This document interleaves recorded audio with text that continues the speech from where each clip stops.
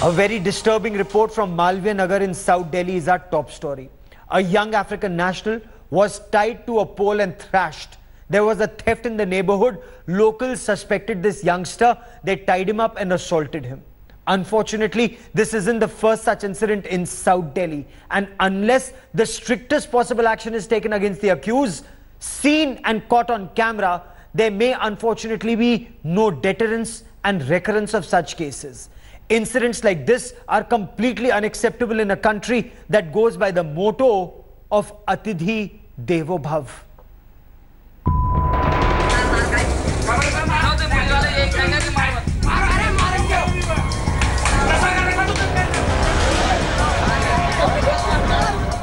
Tied to a pole, thrashed with rods and sticks.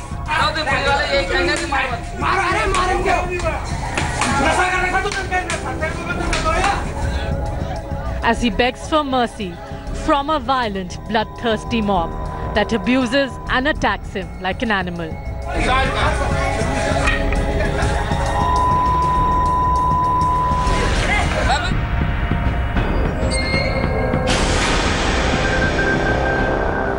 This was the horrific fate of a Nigerian national in the heart of the national capital.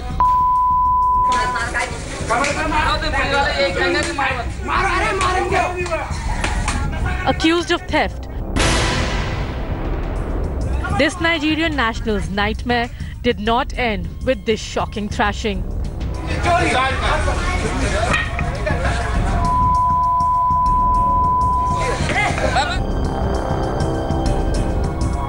The police arrested him, but no one from the bloodthirsty mob. The cops also accepted the neighbours' version that he sustained injuries from a fall and not from this inhuman beating. The Delhi police has taken that into account, and we have examined it, and we are further taking the legal action as per that. So it's a very fair legal process initiation. So whatever image it is, I've not even seen it, but I feel with the way the comments are going, it's something that's very sad and painful. But until we've got a concrete update on it, we're trying to, not comment further on it. But this is not the first time that Delhi's ugly racist face has reared its head.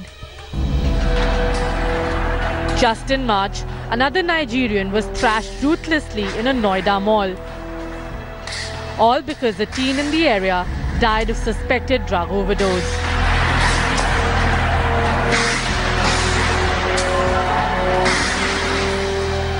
These African nationals come to India to study, to work. Forget a warm welcome, all they get is being repeatedly suspected of being drug dealers and running sex rackets in the city. Their calls for justice have fallen on deaf ears. But the question is, when will Delhi's blatant racism end? Bureau Report, India Today.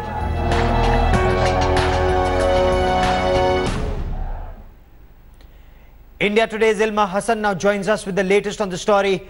Ilma, is the police taking concrete action against the accused, those caught on camera assaulting that Nigerian youngster? Well, Gaurav, we spoke to the DCP of South Delhi a short while ago, Ishwar Singh. He said that the incident took place on the 26th of September. So it has been a couple of days since the incident took place, but he made certain things very clear. Firstly, the Nigerian in question of this particular case apparently did not cooperate during the investigation. He did not let the police know when his medical examination was being taken, where his injuries exactly came from. So the police had no clue that he was in fact beaten up. This is the police's version of the whole incident. Now you have the Nigerian along with his brother. They filed an FIR at the Malviya Nagar police station. But certain things do come into light. Why were these people, a group of 5 to 6 goons, allowed to take justice in their own hands? Additionally, what we've been also hearing from the police is the fact that there was certain equipment with the Nigerian in question. Apparently, he had a lock breaker with him. He had chains with him as well. So apparently he was involved in theft and robbery of a particular house where he was nabbed from. But you know, his injuries went completely unnoticed from the Delhi police. He, in fact, has also been sent into judicial custody. So why did all of this take place at all? Yes. Well, you know, when he has been in custody of the police, why did they not take enough cognizance of his injuries? You know, why did this clip have to go viral for the police to take notice? Absolutely. These are issues that need to be addressed. Ilma, keep tracking that story for the moment. Many thanks. Shifting focus, we hear of soldiers fighting the enemy at the line of control or terrorists in Jammu and Kashmir.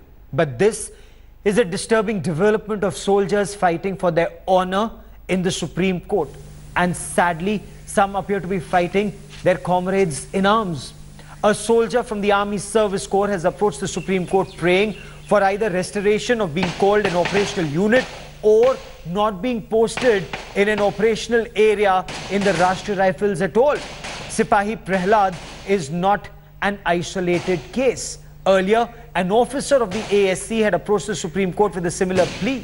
Some officers of the Army Service Corps, Ordnance Corps and the EME allege they are being discriminated against when it comes to promotions to higher ranks by the infantry, mechanized infantry and the armoured corps. For the first time, serving officers on camera. We are hiding their face to protect their identity, but listen in to these officers and their angst. We joined the Services Corps, or rather we joined the regular army. We are commissioned into the regular army for the profession of arms. And since then we have been giving our bit in the operations. There are officers dying, there are widows being created, there are orphans being created, and they have been labelled while living as non-combatants. So we are actually being exploited to death. That is what is our resentment. We want the glory that comes with the profession of arms, and that is our plea. There is no bitterness, there is no rancor, simply we seek justice.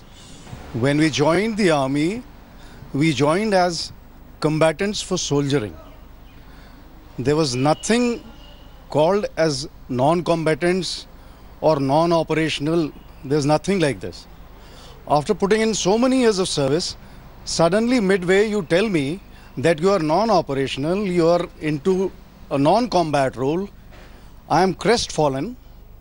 I don't have a face to show to my family and my peer group, which is hurting me. It has deeply hurt my morale. I have joined army for a purpose. To me, army is not a profession, it's a calling. My uniform is my second skin. And this kind of discrimination which we are coming out, that you are seeing, it's not good. I mean, I have not joined army to be labelled as a non-combatant at the fag end of my service now. There is a divide which is being created. There is a class which is being created. I mean, we always look upon our top brass as semi-gods. For us, agar wo din bole to din, raat bole to raat, if the chief of army staff tells us to move, we will move, we'll cut across all boundaries and we'll do whatever he would ask us to do. The advocate representing the support services has prayed for restoration of equality in promotions for all arms and services and support services being called operational units once again like earlier. Let's listen in to their lawyer Neela Gokhale in Supreme Court. Caste system sort of has been created because the entire Indian army as a regular Indian army seems to have been divided or fractured into combat support, combat arms and services, wherein services have got the brunt of it and wherein promotional opportunities have been denied to them on the ground that they are non-operational formations. So if they are non-operational formations, then selectively they can't say that they can't deploy them in operational areas. This is the problem actually.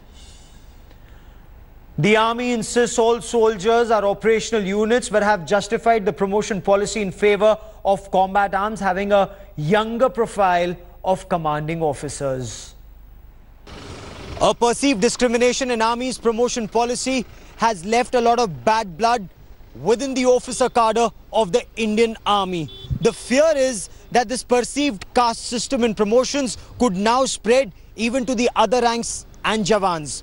For an army that's facing hostility on two fronts, these fissures, it can ill afford.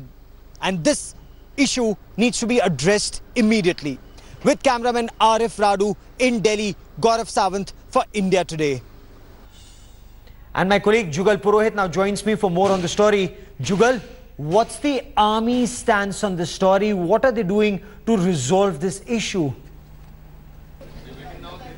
Well, many of our viewers will perhaps be surprised that there are men in uniform who are actually talking out on camera. They're voicing their discontent, and many viewers will also be surprised that within the army there are several specializations, several streams, and this is perhaps the reason why, of course it wasn't intended to be this way, but this is perhaps the reason why a certain set of officers and jawans are feeling that they're being discriminated against. Now, let me just very briefly give you an example. You know, the man who fights with the gun is generally and typically the infantry officer. Those who drive the tanks come under the armored corps, and there are several such specializations. Now, the army's intention, of course, was to have a younger force. It wanted more promotions for those who are actually at the forefront, at the cutting edge of army's operations, and that's the reason why infantry, armored, mechanized infantry, these are the ones which are said to be at the forefront, at the cutting edge, and there were more promotions and vacancies made for them. However, what has happened of late is that there are several officers and jawans from the supporting arm who do not like to be discriminated against,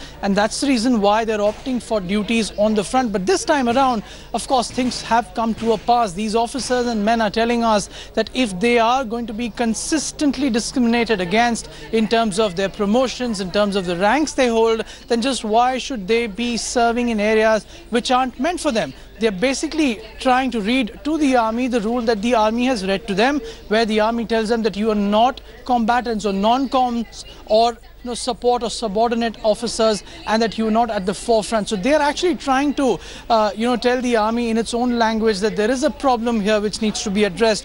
It will of course be immensely critical, because the army at the time of war, at the time of operations, does not fight as individual streams and specializations. It fights as one. The person in service corps or in any of the other corps renders as much help, as much effort as the others do. So it's a tricky question. We'll have to see just how the army responds. Of course, they will have to in the Supreme Court. Notice has been issued. Back to you. Jugal Purohit will continue to track that story very closely, but I now want to shift focus to Jammu and Kashmir. In a big win for security forces, a top Jaish-e-Mohammed terrorist, Khalid, has been killed in an encounter in Baramulla's Ladura area. Now, he was the mastermind of the BSF camp attack that was carried out on the 3rd of October in 2017. Now, what led to this terrorist elimination? Now, apparently, he sexually exploited and betrayed some young girls in the Kashmir Valley. One of them went straight to the Jammu and Kashmir police and tipped them off about his movements. Take a look at this ground report. Burhan Wani, Abu Dujana, and now Jaish's Abu Khalid.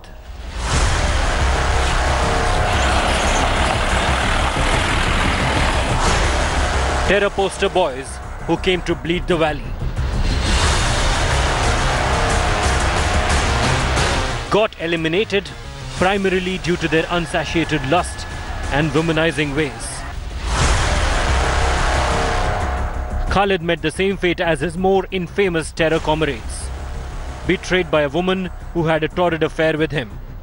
Khalid sexually exploited the girl only to desert her when she turned pregnant. The shattered woman, after aborting her fetus, swore revenge. She walked straight to the cops, tipping them off about Khalid's whereabouts. The gun-toting jihadis have often attracted women who've had affairs. But yes, this is also used as one of the honey traps. Once the affair goes horribly wrong or sour, these are the women who give information about terrorists. And that is how the end game for Khalid happened. Similarly, Dujana got trapped while he had come to meet his wife in South Kashmir. Obviously, these women are the ones the security forces also keep an eye on and track their movement, because they know the terrorists will come and meet and have their midnight tryst with these girlfriends. Khalid had plotted several attacks in Jammu and Kashmir, including the recent BSF camp strike. He opened fire at security forces, who surrounded him at Ladura locality in Baramulla. He fired indiscriminately in a bid to escape, but the Special Operations Group neutralized him in just 4 minutes. He was mastermind, and he planned that Pulwama lines attack also. And he was involved in a number of killings in Baramulla, Sopur, and some of the killings in South also. Dreaded terrorists like Abu Dujana were hated in the valley, as they often entered Kashmiri homes only to force themselves on women. Burhan Wani too paid the price of his lust and striking illicit relationship with a host of women and dumping them one by one. The abused and scorned women tipped off cops, leading to encounters and eventual elimination of the lust jihadis. With Kamaljeet Kaur Sandhu, Bureau Report, India Today. India Today's Kamaljeet Kaur Sandhu now joins me for more on the story. Kamal, this was quite a short, sharp encounter, we're told. Very precise intelligence. What details do you have? Well, Gaurav, hell hath no fury as a woman scorns. So the woman that he had a relationship with eventually was the one who tipped them off about the movement. Remember, Khalid had come to the Sopore region to meet a contact person when he was intercepted by Jammu Kashmir SOG. They fired upon him. There was some firing which took place, and obviously he got injured. That's when he went near a school and finally entering into a residence where he was surrounded and eventually killed. But remember, this is a shot in the arm. This is a big success for security forces. One, because Khalid was the key Jaish-e-Mohammed Pakistani man who'd been operating for something like 8 years, comparable to only Dujana. But remember, they have an Achilles heel. They have weakness for women. And obviously, reportedly, even Khalid had 17 girlfriends. So one of them tipping off security forces just at the right time. We've been told there were some close calls earlier also. But what is important is that this is a significant kill, because remember, he was a mastermind not just between for district police lines Pulwama, but also on the BSF camp, which just happened recently. Yes. So yes, this is a modus operandi that is being watched for, and now the elimination of a key man here.